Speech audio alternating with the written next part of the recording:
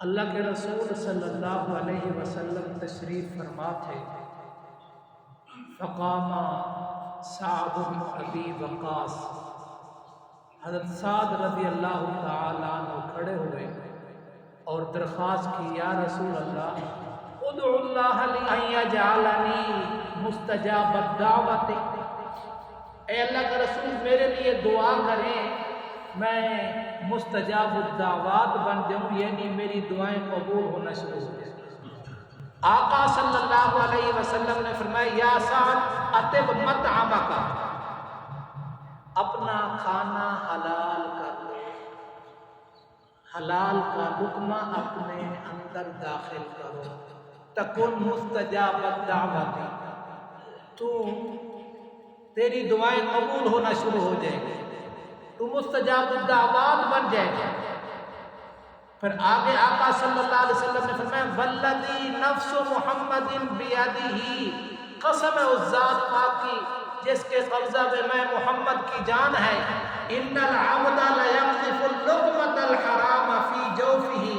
ما یتقبل منہ عمل 40 یوما، کہ جس بندے نے اپنے پیٹ میں حرام کا لقمہ ڈالا، رشوت کا لقمہ ڈالا، سود کا لقمہ ڈالا، حرام انکم ہے جو اس کی، وہ لقمہ اس نے اپنے اندر ڈالا، اس کے پیٹ میں گیا، اللہ تعالیٰ 40 دن تک اس کی دعا اور عبادت کو قبول نہیں کرے گا۔ آقا صلی اللہ علیہ وسلم نے فرمایا، اطب مطعمک،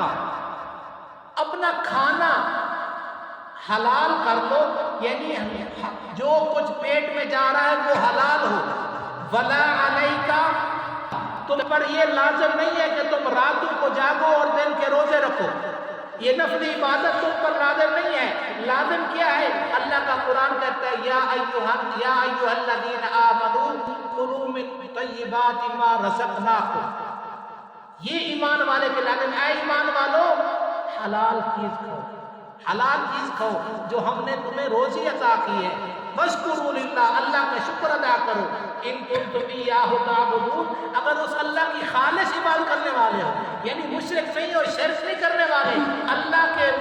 پیچھے آمنو کا لفظ ہے نا، ایمان والو اگر تم خالص اللہ کی عبادت کرنے والے ہو تو پھر یہ کام کرو، کیا؟ حلال روزی کھاؤ،